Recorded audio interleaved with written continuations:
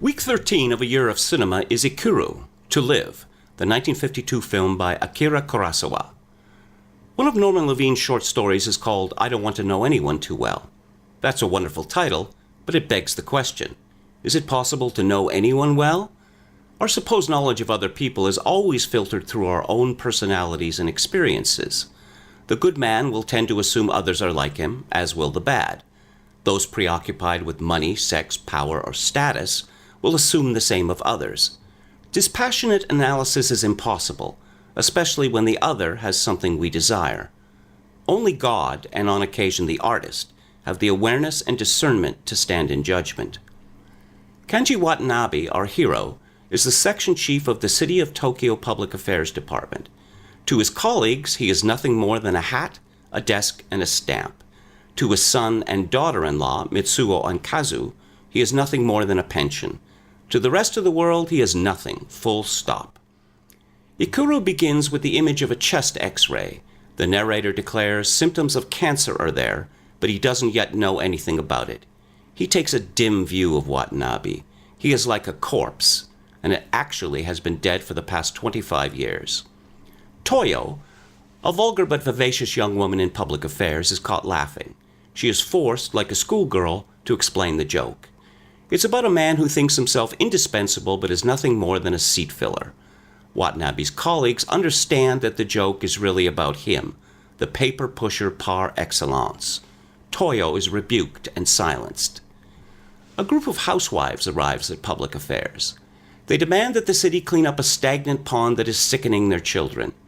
This department explains the pond is not their problem and directs them to another department, which explains it is not their problem either and directs them to yet another department, etc., etc.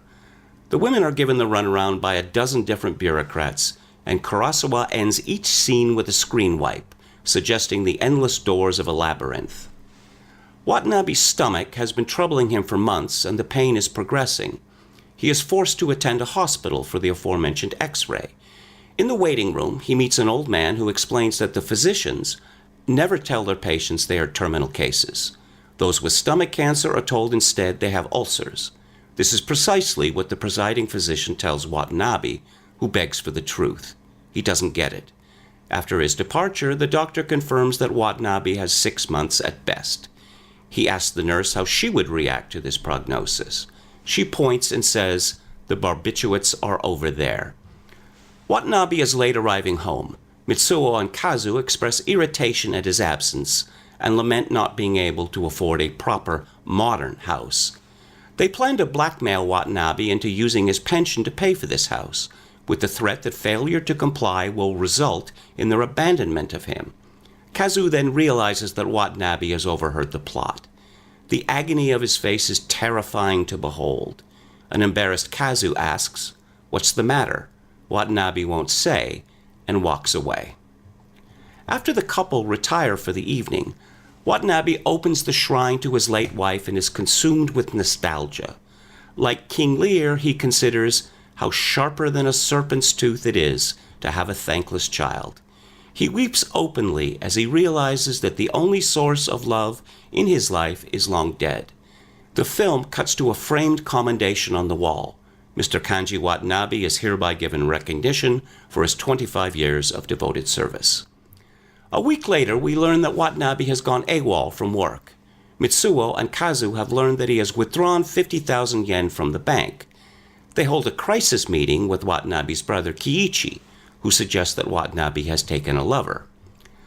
Watanabe has instead been drowning his sorrows in sake, even though alcohol makes him more nauseous than usual. In a low place, he overhears a writer asking for sleeping pills and then being told that the pharmacy is closed. Watanabe offers the writer his considerable amount of medication, explaining that he was planning to throw them away. Like the nurse, he has contemplated suicide, but he has rejected it. The writer offers payment in cash or spirits, but Watanabe refuses. The writer is touched by Watanabe's unsolicited kindness and intuits the great reserve of emotion he is holding back. Watanabe confesses his death sentence and adds that he intends to spend the 50,000 yen on a spree, but doesn't know how. The writer offers to be his guide, a good Mephistopheles who won't ask to be paid. He calls himself a devil, but he is more like a debauched Virgil guiding Watanabe through the inferno. He explains that the dying man has opened his eyes. Man must have a greed for life, he declares. We're taught that that's immoral, but it isn't. The greed to live is a virtue. The Tokyo underworld includes a pachinko parlor, a beer hall, a piano bar, a dance hall, and a strip club. Watanabe's hat is stolen. The writer insists on buying him a new hat to say goodbye to your old life with. Madder music and stronger wine. Watanabe is reduced to bellowing like a wounded animal and vomiting. Despite this, he retains a kind of dissolute dignity. In the piano bar, he requests a song from his youth. Life is brief.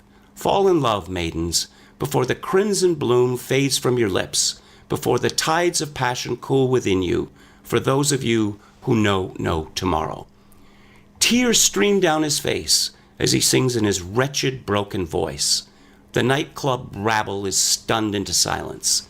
Stanley Kubrick admired Kurosawa greatly, and this scene was clearly the inspiration for the penultimate scene in Paths of Glory, wherein a German girl's pathetic attempt at the faithful hussar silences a room of drunken French soldiers. Watanabe stumbles home and is accosted by Toyo. She needs his stamp to confirm her resignation from public affairs.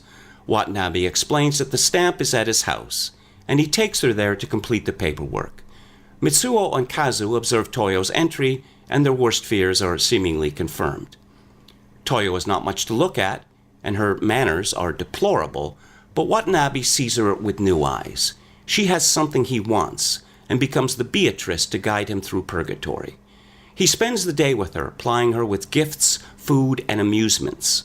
After returning home, he is confronted by Mitsuo and Kazu, who accuse him of shaming them and stealing their inheritance. Watanabe is appalled by their presumption, but maintains his silence. The morning after, Watanabe visits the toy factory where Toyo now works. He begs her to spend another day with him. She is angry with him, but relents. This is not a happy day. Toyo is sullen and suspicious of his motives. Finally, she explodes and calls him a fool. He confesses his prognosis and tells her he feels as he did when he was a boy and almost drowned in a pond, his parents far away. He tells her, "You were so full of life, and I'm envious of that." He asks for her secret, but she says there isn't one. All she does is eat and assemble mechanical rabbits. She likes her job because I feel as if I were friends with all the children in Japan now. Toyo will not serve as the guide on the next stage of Watanabe's journey, but she has given him a reason to live. He returns to work, where his fellow bureaucrats are appalled by his rakish new Homburg. Part 2 of Ikiru employs a different narrative style to the first, a style that might be called the God's Eye view. The narrator informs us that Watanabe died 5 months later. There was a good turnout for his wake, including the deputy mayor, who was called away by the press. They accuse him of taking credit for a project Watanabe spearheaded. He mocks this, first to the journalists and then to Watanabe's colleagues. There is a second interruption when the housewives from Part 1 arrive and ask to burn incense in honor of Watanabe's memory. The bureaucrats and Matsuo and Kazu are deeply shamed by this. The son and his wife are further shamed when it is revealed that Watanabe left his affairs in good order and willed everything to them. Left alone, the bureaucrats get very drunk indeed. In the time-honored Japanese fashion, they are now free to express their deepest feelings. They debate how much Watanabe should be credited for the success of the project and whether he knew he would soon die. They are further shamed when the policeman who found Watanabe's body also asked to burn incense. Flashbacks reveal that Watanabe lived his last 5 months as a man possessed, facing down all the obstacles in his path, the other section chiefs, the deputy mayor, even the Yakuza. The unease in the room becomes something close to hysteria, as Watanabe's colleagues come to suspect that his life was a rebuke to everything they hold dear. Back at the office, Watanabe has been replaced by Ono, and the bureaucrats are again buried behind useless paperwork, having learned nothing from his example. And then, in the final unforgettable scene, we are shown Watanabe's legacy and why he died happy. Ikiru is characterized by a shameless manipulation of the audience, a technique that would have resulted in trite or even dire results in lesser hands than Kurosawa's, or from an actor less compelling than Takashi Shimura, who plays Watanabe. In her novel Memento Mori, Muriel Spark wrote, "Without an ever-present sense of death, life is insipid. Ikiru demonstrates that the greed to live is a virtue, but only when it is expressed in the attempt to serve others, as unknowable as they may be." The 2-DVD Criterion set of Ikiru features a decent transfer, though it is disfigured by fading, flickering, and scratches. I have not seen the just-released Criterion Blu-ray, but the screen captures at DVD Beaver demonstrate that many of these blemishes have been effaced. I would normally shudder to suggest that the viewing of any film could make one a better person, but in the case of Ikiru, I might make an exception. You may have noticed that my favorite films tend to be intense. With that in mind, Week 14 of A Year of Cinema will examine Alec Cox's 1984 punk rock comedy Repo Man, because Repo Man's always intense.